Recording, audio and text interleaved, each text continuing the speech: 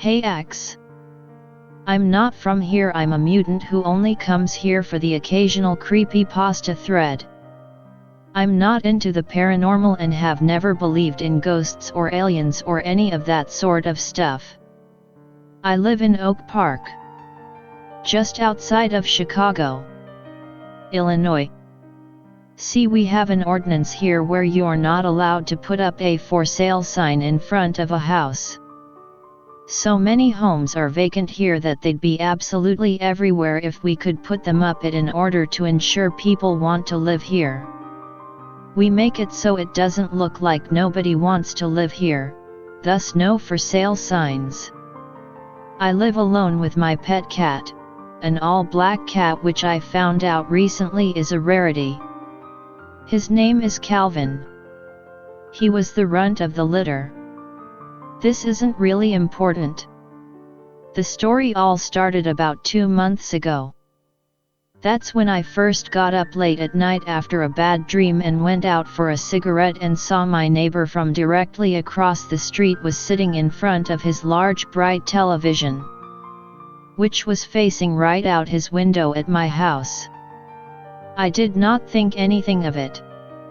As days went on, I kept looking out my window and seeing my neighbor just sitting there watching TV.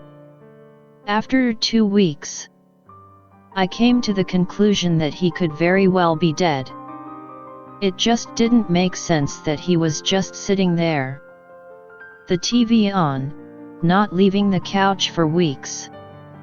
I could only see the back of his head, and he very well may have moved while I was at work, but knowing it was there, the light of his television kept me up at night, and for hours on end there would just be no movement. I came to the conclusion that I should call the police to ask if they could check up on my neighbor. I didn't know him very well, we met twice. He was an older guy. I used to see him shoveling snow or raking leaves, and I'd offer to help and he said no both times. He was a fairly active guy for his age, and it didn't add up that he'd just sit for days watching TV and not leaving his house. So I called the police and told them, and they offered to check it out. I saw him pull up and couldn't help but watch. I was very curious, and even though I thought all that would happen was they'd call up an ambulance or something and remove my neighbor's dead body, not something I'd usually be extremely interested in. Aching. I had grown so curious about what was going on over there that I couldn't settle for the simple answer that my neighbor simply died in front of his television. After knocking a few times, I saw them open up the front door and walk in. They looked around. One of them left the living room, so I couldn't see where he'd gone. I could only see the one room where my neighbor's windows were.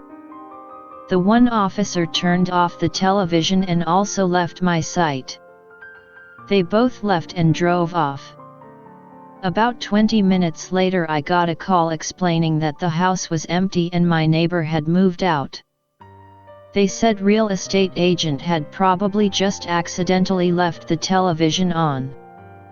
I went onto a few real estate websites, and as it were, the house was indeed for sale.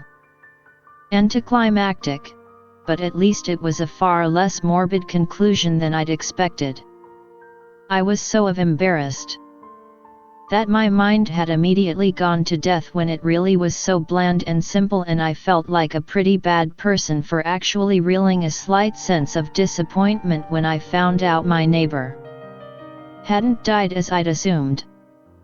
That was a reasonable answer, a totally logical one. I had no way of knowing without the real estate signs up, and had no reason to question it. My neighbor had moved out. Plain and simple. When I went to bed that night, it had pretty much entirely left my head. My bedroom window faces out towards my neighbor's house. For the 2 weeks I had been watching television from my bed. It was how I went to sleep. Just confusedly staring in wonder. Slightly disturbed knowing I could be looking at the back of the head of my dead neighbor. And since I had been staring at that television for the last 2 weeks, it took a few minutes to register the horror when I crawled into bed and looked at the television, still on across the street. I didn't sleep very well. Every night, for about a month and a half, I'd just see that television. During the day it was on. I'd walk up to the house when I was feeling more adventurous, and knock on the door, but nobody answered. I stayed smoking quite a bit in lieu of proper sleep. Every night, I'd walk by the house, curious, scared and confused. I contacted the realtor and asked if they were giving tours, and she said they were not, so it didn't get turned on during same open house.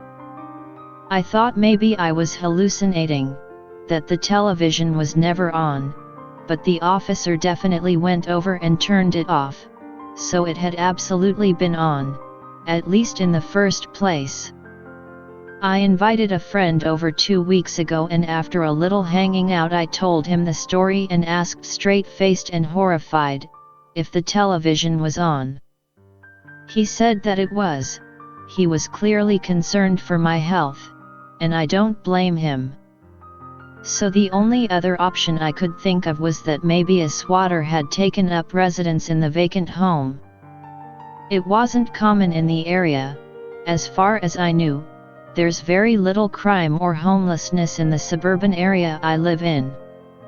So it didn't really make any sense for somebody to squat here, but it was all I could think of. Last night, I worked up the courage to confront this squatter. I was going to call the police, but assuming the squatter had been there when I first called, I doubted it would do anything to tell them again.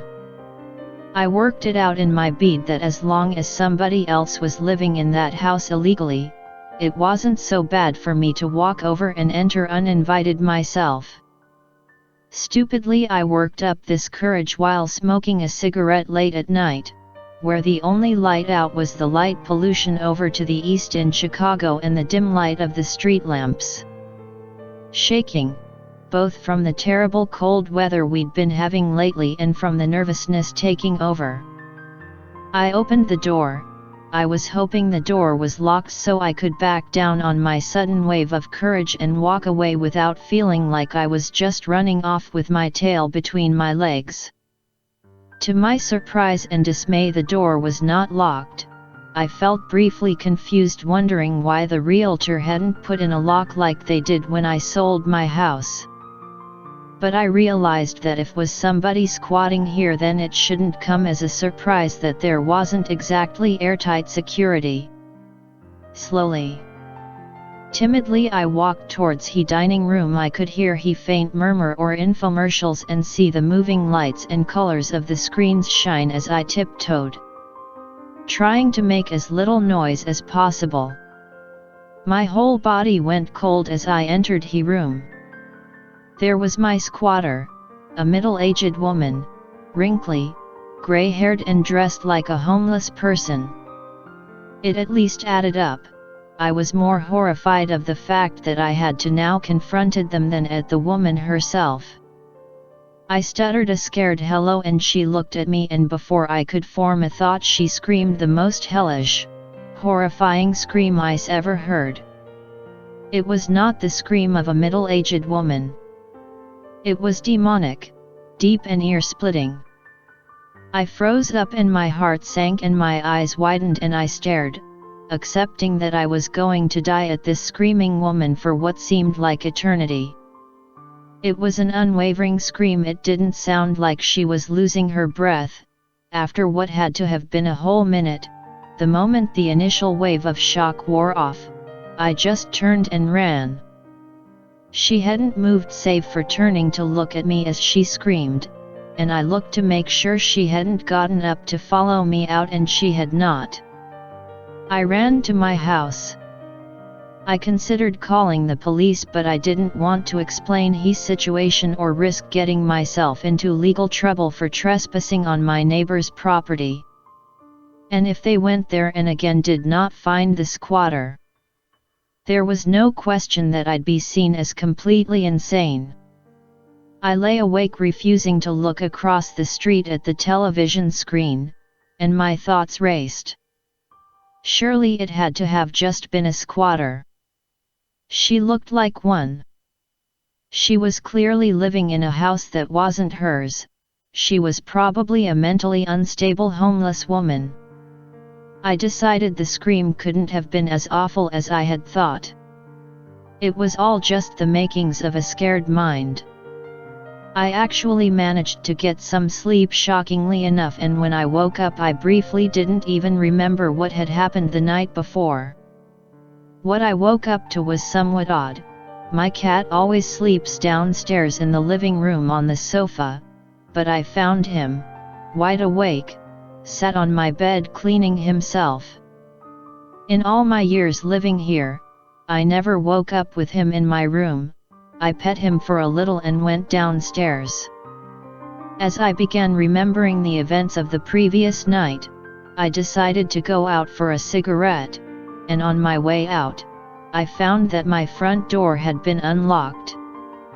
I ran through last night in my head and I remembered vividly my frantic run home ending in me making sure all my doors were locked.